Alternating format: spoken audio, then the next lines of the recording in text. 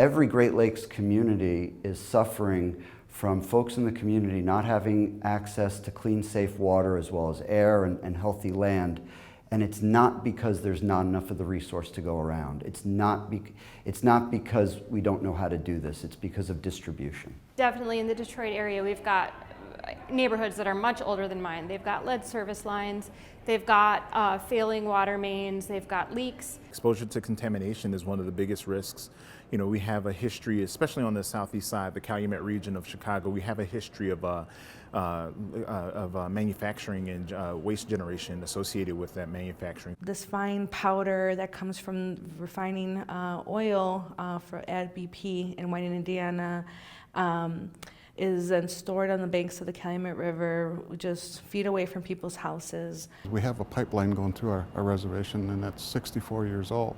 There are large players behind the scenes who really want to see water systems that are run and owned by the public privatized.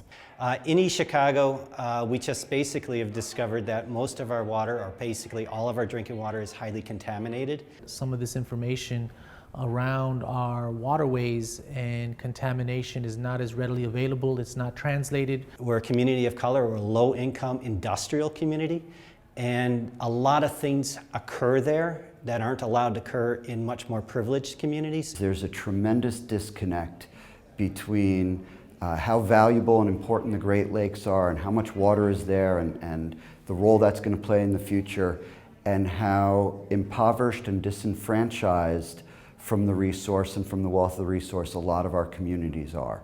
You can be at that table and not be served correctly. What this next group of activists needs to make sure that not only are they at the table, but they're getting A1 service. You know, they're getting access to everything that they should be provided with. Learning where your water comes from, where the water that comes out of your tap comes from, what systems are in place to protect it and govern it, who's in charge of it, and then start to make your voice heard.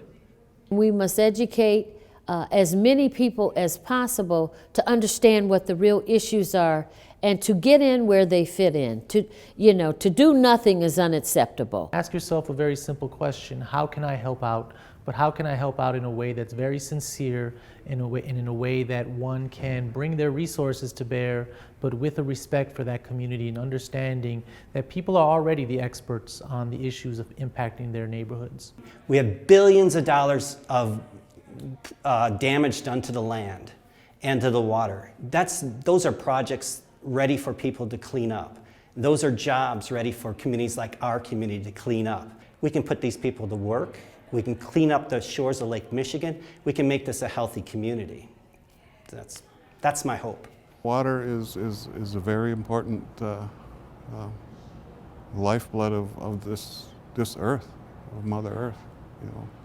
And without that, this earth would die along with us, you know. So we need to save that. We need to save that water.